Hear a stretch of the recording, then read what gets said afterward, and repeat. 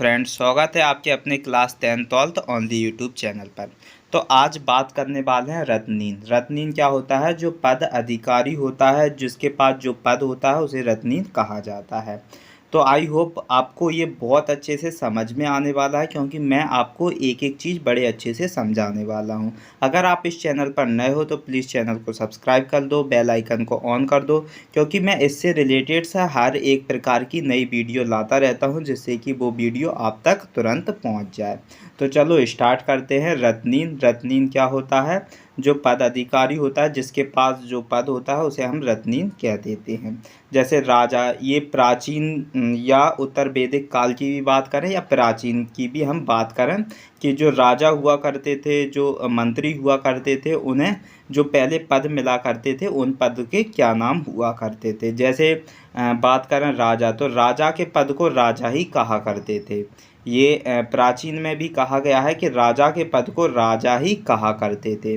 और जो सेनानी हुआ करते थे, सेनानी को अब हम क्या कहते हैं? सेनापति कहते हैं। सेनानी को पहले जो सेनापति हुआ करता था उसे हम क्या कहते थे? पहले प्राचीन में सेनानी कहा करते थे। और जो पुरोहित हुआ करता था उसे मंत्री कहा जाता था। जो हम आज मंत्री कहते हैं उसे प्राचीन में पुरोहित कहा करते थे।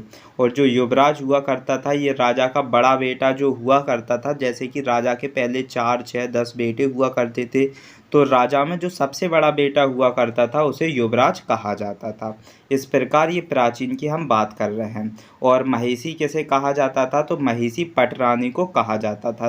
राजा की जो रानी हुआ करती थी, सबसे प्यारी पटरानी, उसे महिषी कहा जाता था। 6वें नंबर में सूत। सूत किसे कहा जाता था? जो सारथी हुआ करता था, जो सारथी हुआ करता था, सूत उसे कहा जाता था। ठीक है। जो राजा को क्या रखता था, जैसे कि आज के युग में जैसे पीएम मोदी होता है, इसका राइट हैंड होता है, तो उसे खबर देता है। ऐसे ही राजा के पास एक सूत हुआ करते थे जो सारथी कहा जाता था, जो उसको हर एक प्रकार की नॉलेज दिया करते थे। और 7वें नंबर पर जो ग्रामीण हुआ करते थे, वो गांव का मुखिया। ग्रामीणी किसे कहा जाता था? ग्रामीणी, गांव का जो मुखिया हुआ करता था उसे ग्रामीणी कहा जाता था। और छत्र। छत्र किसे कहा जाता था? जो प्रतिहारी होता था, प्रतिहारी, उसे छत्र कहा जाता था। और जो संग्रहीता। संग्रहीता जो कोषाध्यक्ष होता था या खजांची। कोषाध्यक्ष कौन होता था? जो खजाने का मालिक होता था, जिसके अंडर में जितना भी राजा का जो धन हुआ करता था वो कोषाध्यक्ष के अनुरूप हुआ करता था, जिसे खजांची भी कहा जाता था, या संग्रहीता, इसे प्राचीन में संग्रहीता कहा करते थे। और जो भागदूत। भागदूत कौन हुआ करते थे? जो कर संग्रह करता हुआ करते थे। जो संघ कहा जाए संग्रह करता हुआ करते थे, या अर्थमंत्री हुआ करते थे, उसे भागदूत कहा करते थे। और जो अच्छबाप। अच्छबाप किसे कहा करते थे? अच्छबाप जो पासे के खेल में राजा का सहयोगी हुआ करता था। जो पासे खेले जाते थे तो उसमें जो राजा का सहयोगी व्यक्ति हुआ करता था उसे अच्छबाप कहा करते थे। क्या कहा करते थे? अच्छबाप कहा करते थे। और जो पालागल। पालागल किसे कहा करते थे? जो राजा का मंत्री और विदूपक। विदूपक का पूर्वज हुआ करता था, उसे पालागल कहा करते थे। तो ये रत्नीन थे। रत्नीन क्या हुआ करते थे? जो पदाधिकारी हुआ करते थे, जिसे जो पद मिला करते थे उसे हम रत्नीन कहा करते थे। तो राजा का राजा ही पद हुआ करता था, ये प्राचीन में भी और अभी भी राजा का पद राजा ही हुआ करता था। और सेनानी का पद किस नाम से जाना जाता था? सेना।